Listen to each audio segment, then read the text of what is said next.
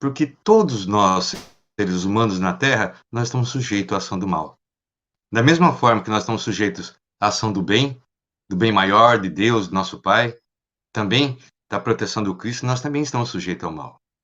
Da mesma forma que nós somos sujeitos a tomar sol, nós somos sujeitos também a pegar chuva. Então, estar sujeito a tudo isso é uma coisa nossa do ser humano.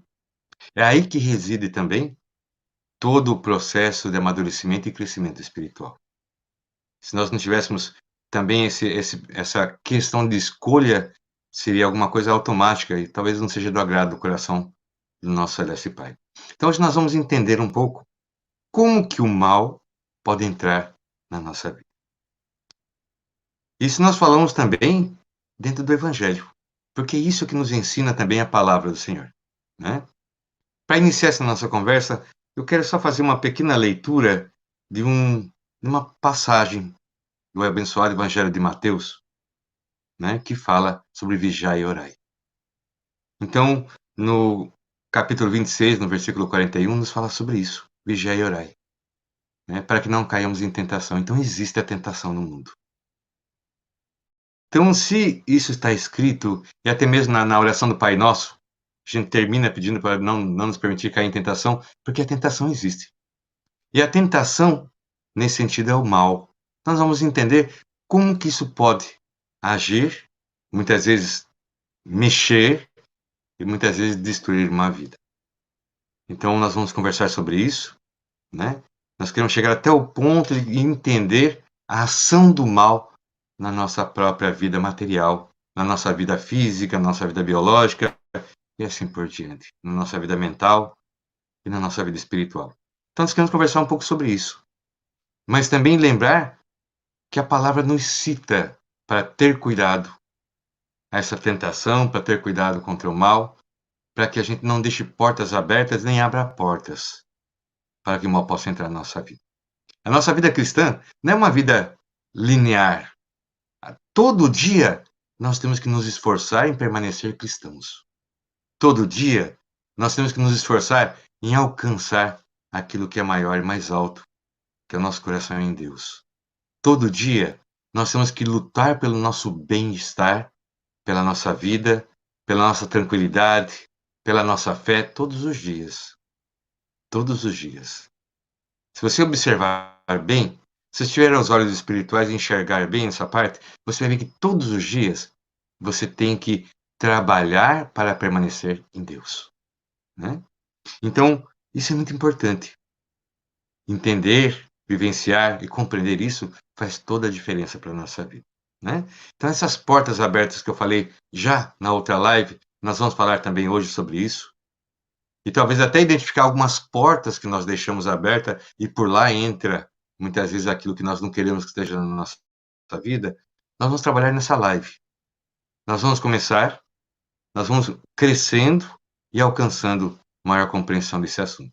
É um assunto extenso, é um assunto, né, largo, é um assunto que cabe na nossa vida e na vida daqueles que nós amamos.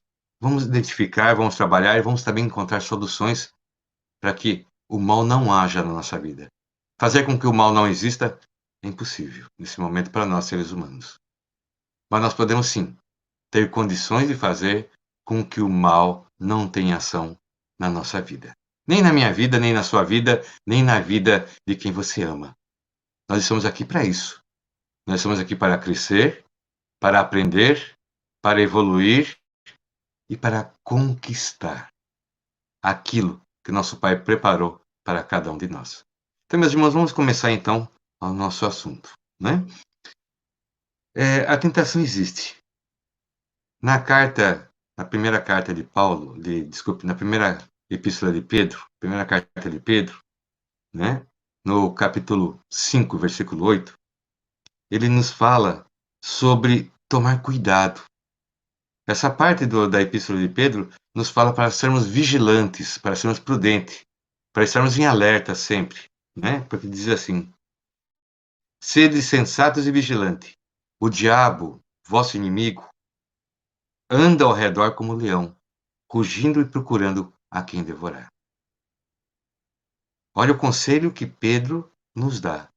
Esse é um conselho que serviu lá para a igreja primitiva, lá para a igreja no começo do cristianismo, nas primeiras células cristãs, esse conselho serviu. E esse conselho serve para nós aqui do século XXI da mesma forma.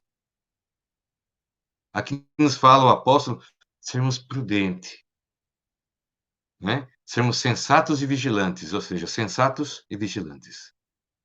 Porque há um inimigo que nos vigia e procura devorar aquilo que nós temos de mais precioso, que é o nosso coração em Deus.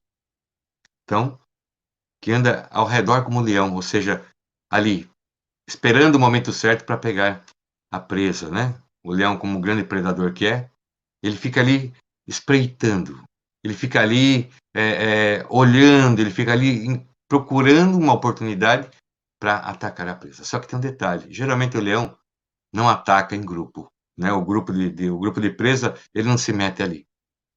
Ele sempre vai pegar alguma coisa, alguma presa que está fora do seu rebanho, fora da sua manada, fora do seu grupo. Então esse é o grande perigo, né? Isso eu falo do coração em Deus. Isso eu falo tudo no sentido de coração em Deus, né? Então, Pedro nos ensina isso. Isso tem um grande valor. Então, meus irmãos, como o mal pode entrar na vida das pessoas? Como o mal pode entrar na vida de um irmão, de uma irmã? Como o mal pode entrar na vida de alguém? Olha, o mal, o inimigo, não é? Ele é estratégico, ele tem estratégia. E uma das estratégias mais antigas, e até hoje uma das mais eficazes que ele usa contra os cristãos, é imprimir no coração da pessoa que ele não existe. Então, uma das estratégias mais ferrenhas do inimigo é colocar no coração da pessoa que ele não existe. Porque se alguém acha que não existe ladrão, então deixa a sua porta aberta, deixa a chave no carro e vai se surpreender pela falta do carro e pela casa roubada. Então, uma forma de dele poder se camuflar ou se esconder, para poder realmente se infiltrar na vida das pessoas, é passar a ideia de que ele não existe, que ele é uma mitologia, que ele é um mito, que ele não é, que as pessoas pensam errado, que o mal não existe. As pessoas tendem a pensar isso, entrar num processo de relativismo com o mal, né? Ah, ele não existe, não é bem assim, ele é a ignorância, ele não importa. Ele está conseguindo a estratégia dele de passar para o coração e para a mente humana de que ele não existe. E se as pessoas acreditarem que ele não existe, ele pode agir de uma forma total e completa, porque não é identificado. Então, uma grande estratégia do mal é tentar colocar na nossa cabeça que ele não existe. E ele existe. Aqui nos fala a palavra, aqui nos fala, né, o Evangelho, aqui nos fala a carta de Pedro, aqui nos fala também outras citações que falam dessa existência.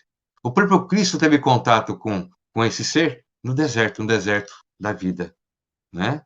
O Cristo esteve lá seus 40 dias e 40 noites no deserto, também ali foi tentado pelo inimigo. Estava tentando rondar. Veja que prepotência do inimigo tentar rondar o Cristo Jesus. Então, meus irmãos, nós vamos tratar sobre esse assunto. Nós vamos identificar nessa nossa live também algumas portas que nós deixamos abertas no passado. Algumas portas pela qual o mal entrou na nossa vida, na nossa família, nas nossas emoções, na nossa vida financeira, na nossa vida normal e social. Onde pode ter entrado? E sabe uma coisa que eu quero te dizer e quero mostrar também, e ter a solução para isso? Que o mal, ele entra, mas é tão difícil tirá-lo, muitas vezes. Então vamos aprender hoje como trabalhar com isso. Como se nós deixamos algumas portas abertas, como fechar. Se nós deixamos alguma coisa pendente, como então resolver? Se nós deixamos algum ponto duvidoso, então colocar ali uma certeza e romper com esses ciclos que acontecem por essas portas abertas na nossa vida. Então eu quero trabalhar um pouco sobre isso também. Nós vamos iniciar esse assunto e trabalhar um pouco mais. Então eu já falei da primeira estratégia. É sempre colocar no nosso coração que ele não existe. É uma grande estratégia. Mas se não alcança dessa forma, ele usa outras estratégias. Uma outra estratégia que o mal utiliza para entrar na nossa vida é o deixa para depois. Deixa para depois. Agora não, né? Eu preciso fazer as minhas orações. Não, não faz não, agora não, não está dando resultado, deixa para depois. Ah, eu preciso fazer minhas leituras porque eu preciso evoluir. Não, vamos assistir alguma coisa, vamos ver alguma outra coisa ali. Deixa para depois. Se tem tempo depois, o dia é longo, ainda tem a noite e tem outro dia, então vai deixando para depois. É uma outra estratégia que o mal utiliza. Só que a nossa vida é constituída de tempo. E o tempo perdido não retorna. E muitas vezes o depois não tem data. E como o depois não tem data, ele pode muitas vezes nunca acontecer. Então veja, meus irmãos, são várias pequenas estratégias que vão nos pegando no percalço. E com isso vai se aproximando possibilidades do mal adentrar na nossa vida. E quando o mal entra, é como uma doença. Ele vai castigando o seu corpo, ele vai castigando tudo que você tem, ele vai te minando as forças, ele vai tirando, muitas vezes, até aquela chama da fé que você tem. É até isso mesmo.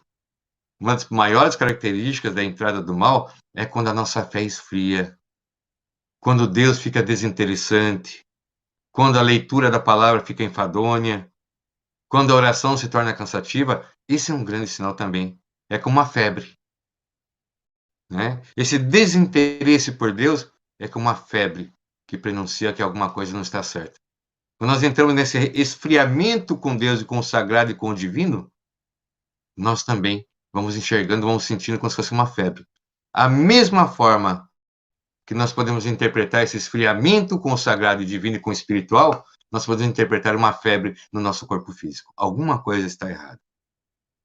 E alguma coisa está adoecendo. E muitas doenças podem nos levar à morte. E a morte é cessar da oportunidade que Deus nos dá. Então nós temos que ter muita atenção com isso, né? Muita atenção. Então, porque o mal ele não é declarado. O mal não é uma coisa declarada que vem falar: "Eu sou o mal, estou entrando na sua vida", não. Ele é como poeira. Ele vai entrando pelas frestas. Ele vai entrando pelas frestas das portas, ele vai entrando pelas frestas da janela e vai se formando na sua casa. Quando você olha, mesmo que você tenha limpado a casa inteira há 2, 3 dias atrás, você olha, tem vestígio de poeira. Entrou por onde? Entrou pelas frestas que tem na casa, pelas janelas, pelas portas, ou entrou com as pessoas que entraram na casa. Assim chega a poeira na nossa casa, né? O vento bate, o vento joga. Se tiver fresta, entra. Então assim é o mal também, que nós temos que prestar atenção. Mas nós vamos conversar muito bem sobre isso, nós vamos entender bem melhor toda essa situação para que nós possamos ter resistência e couro grosso, para não cair nas artimanhas do mal e do inimigo.